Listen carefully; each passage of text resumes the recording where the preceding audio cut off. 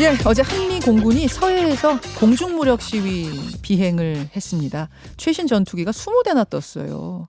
그제는 동해상을 향해서 8발 미사일 쐈죠. 그 전날 북한이 쏜 8발과 똑같은 8발을 쏜 건데 우리 군이 쏜 미사일은 에이테킴스 미사일이란 거예요. 이 한 발로 축구장 4개 면적을 초토화할 수 있는 정도의 위력을 가지고 있답니다. 여기서 궁금한 거. 북한은 요 사이에 왜 이렇게 자주 마구 미사일을 쏘는가? 그리고 우리는 왜 근래에 통 없던 맞대응 전략을 구사하는가? 그리고 핵실험은 통상 여름에는 안 한다는데 북한이 과연 7차 핵실험을 할 것인가? 자, 군사 전문가 정의당 김종대 전 의원 연결을 해보겠습니다.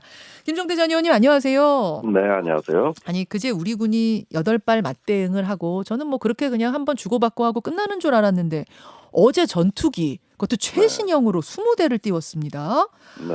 일단 어제 그 전투기 최신형 전투기는 어느 정도 뭐 급이었어요? 예, 뭐 우리가 익히 다 아는 전투기입니다. 최신형이라고 합니다만은 네. 그 중에서 F-35 그 스텔스 전투기가 최신형이고 네. 나머지 F-15라든가 F-16 같은 경우는 이미 뭐 20년 전에 더 그 이전에 도입된 거기 때문에 최신형이라고는 할 수는 없습니다만은 15는? 우리 공군의 주력 전투기예요. 네네. 그리고 한미가 같이 참여했습니다. 미군이 4대 F-16을 제공했는데 네. 이렇게 보면은 한미의 주력 공중작 무력이 동원된 거다. 근데 이런 면에서는 늘상 있었던 뭐 여느 공중훈련하고 다를 게 뭐냐 이렇게 얘기할 수도 있겠지만은 네. 저는 굉장히 충격적으로 받아들인 사안이 하나 있습니다. 충격적인 사안 어떤 겁니까? 이거를 공중훈련이라고 안 하고 무력 시위라고 했다는 거예요. 아, 군이 아예 명명하기를 무력 시위라고 명명을 했어요. 예, 공중 무력 시위다. 이거는 저는 처음 이런 이야기 듣거든요. 아마 78년에 도끼 만행 사건 이후로 무력 시위란 말은 처음 들어보는 것 같은데. 아, 우리 군이 우리가 하는 이 훈련을 놓고 무력 시위라고 표현하는 거는 도끼 만행 사건 이후로 처음이다. 예. 뭐 제 기억이 부정확할 수도 있습니다만은 어릴 때 듣던 이야기 이후로는 처음인 것 같은데요.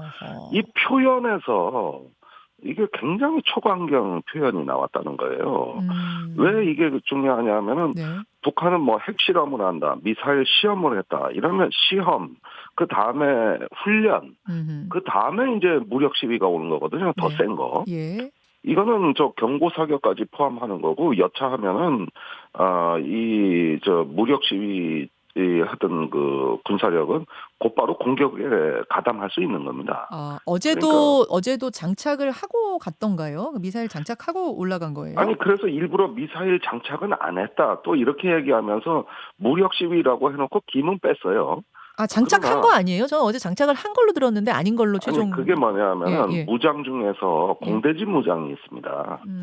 이 북한의 그 표적을 직접 타격할 수 있는. 네네. 예, 이런 전력에 대해서는 일단 유보를 해놓고 상당히 북한에게 어떤 메시지를 줄 수 있는 수준에서 기획이 된 것 같아요. 아, 그래요. 예. 자, 그러면 지금 충격적이라고 말씀하신 부분은 통상의 훈련으로도 이 정도를 할 수는 있는데 무력 시위라고 붙인 것, 이거는 상당히 센 경고 메시지를 주고 싶어서다라는 말씀이신데 어떤 경고 메시지를 북에 던지고 싶었던 걸까요? 역시 뭐 요전에 미사일을 8발을 발사를 대응 사격을 했지 않습니까? 예. 그저께죠. 그랬을 때는 원점 타격을 할 수 있다. 이런 메시지를 줬다면 이번에 그 공중 무력 시위라는 것은 어떤 선제 타격, 예컨대 킬체인에서 북한의 미사일의 발사 징후만 보고도 제압할 수 있는 이런 어떤 그 킬체인의 선제 타격 옵션을 수행할 수 있다든가 네. 아니면 북한의 지휘부를 제거할 수 있는 소위 말하는 참수 작전, 네. 이런 어떤 작전을 수행할 수 있는 전투기 편대를 보여준 것이다. 그렇죠. 예, 이렇게 보면은 상당히 규모 자체는 뭐 일상적인 수준이라고 보인다. 그 의미가 매우 중차대한 것이죠. 그렇죠. F-35A 어제 뜬 것 중에 이제 F-35A가 있었는데 이건 스마트 전술 핵폭탄을 거기다 장착을 해서 지하 벙커를 타격할 수 있는 정도의 예, 그 특화된 뭔가를 갖고 있기 때문에 상당히 또 김정은 위원장이 두려워하는 걸 어제 띄웠어요. 네. 자, 북한이 왜 이렇게 요사이에 자주 무력 도발을 하는가? 일단 여기서부터 좀 짚어봐야 될 것 같은데 왜 그런 겁니까?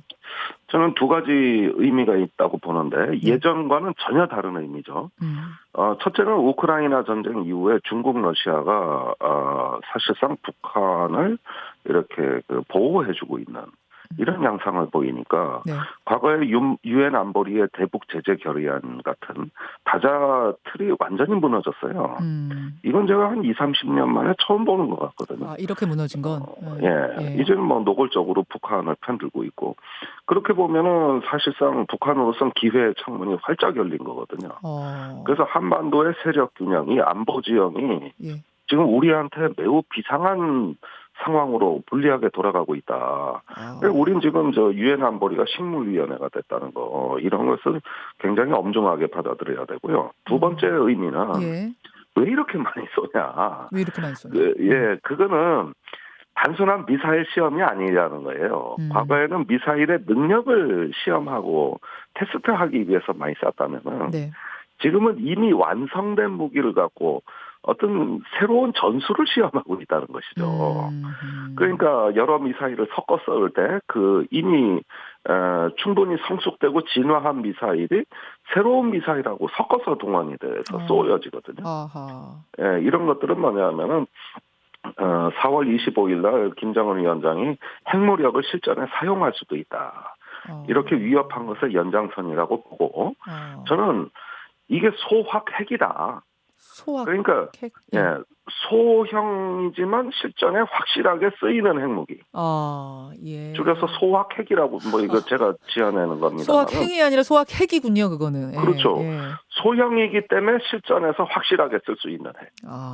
말하자면 이걸 추구하는 전술이죠. 우리로서는 굉장히 두려운 거죠. 작은 거 같다. 그렇습니다. 그래서 지금 핵무기는 오히려 위력이 작아서 더 위험한 겁니다. 네, 그렇죠. 자, 이런 상황에서 북한이 7차 핵실험을 준비는 완료했다는 얘기를 벌써 한참 전부터 지금 듣고 있거든요. 네. 이거 뭐 조만간 정말 실험하겠습니까? 이왕 북한이 지금 질주하는 이 상황에서 브레이크는 안 걸리고 있다고 저는 보고 있어요. 그래요. 이제는 멈추면은 넘어지는 자전거 같이 돼버렸다. 이거는 핵실험까지 그냥 치닫는 국면이다. 그래요. 이렇게 해서 한껏 군사적 압박의 수위를 끌어올려가지고 존재감을 극대화하고 그래서 우크라이나 전쟁 와중에 또 미중 전략 경쟁의 와중에 북한의 어떤 강대국으로서 자리매김을 하겠다. 이건 이제는 불변의 목표가 돼버렸다고 저는 보기 때문에 강행할 것으로 그것도 머지않은 시기에 하지 않을까 생각이 되네요. 그 6월에서 8월 사이에는 한 적이 없잖아요. 왜냐하면 날씨가 이게 기상이 불안정하면 실패 확률이 높기 때문에 여름은 보통 피하는데 장마철 피하고 그럼 한다라고 하면은 정말 조만간이 되겠네요. 예, 여름은 피한다고 하지만은 사실상 특별한 의미가 없고 사실 땅 속에서 하는 거기 때문에 기후 영향도 그렇게 크게 받지는 않습니다. 아, 그래요? 그럼 여태까지 여름에 안 했던 거는 혹시라도 몰라서 하려면 할 수도 있는데? 하려면 할 수도 있고, 약간 습기가 여름에 더 많다든가, 이런 몇 가지 조건의 차이는 있겠지만, 그것이 전략적 차이는 아니거든요. 그래요. 예, 그래서 이런 부분들은 오히려 이제 6월 말에서 미국 독립기념일인 7월 4일까지가 이 군사적인 공세를 할 수 있는 하나의 어떤 중요한 전략 지점이라고 볼 수도 있죠. 미국 독립기념일에 맞춰 그쯤에 할 수도 있다. 7초에. 옛날에 그때 맞춰서 미사일도 많이 발사했고, 도발을 많이 했죠. 알겠습니다. 북한이 핵실험하게 되면 그 다음에 어떻게 되는 거예요? 우리는 뭘 어떻게 해야 되는 겁니까? 국제사회는 뭘 해야 됩니까? 아니 그러니까 지금은 유엔 안보리가 완전히 마비되고 중국, 러시아가 북한 편에 섰기 때문에 우리 대응이 점점 더 강해지는 거 아닌가 이런 생각을 해보게 되거든요. 그러면 한미일이라도 더 강하게 보여야 균형이 맞춰진다. 그러면은 어떻게 됩니까? 이것은 공중 무력 시위다. 우리도 또 전략 자산을 동원한 압도적 대응이다. 이런 얘기 나올 것이고.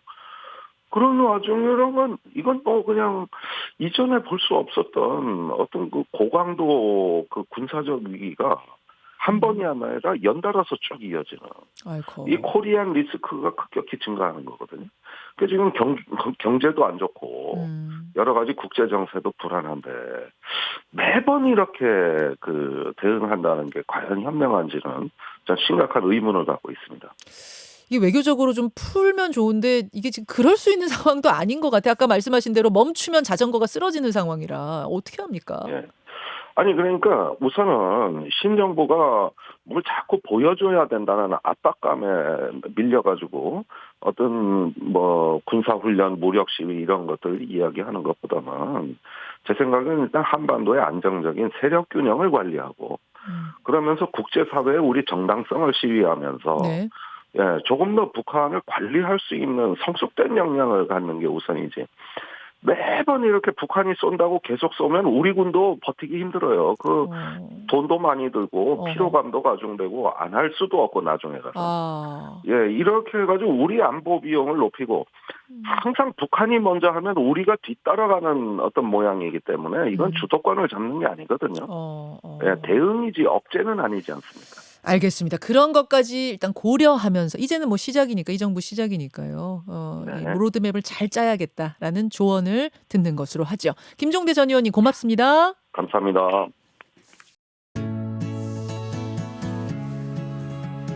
김현정의 뉴스쇼는 시청자 여러분의 참여를 기다립니다. 구독과 좋아요, 댓글 잊지 않으셨죠? 알림 설정을 해두시면 평일 아침 7시 20분 실시간 라이브도 참여하실 수 있습니다.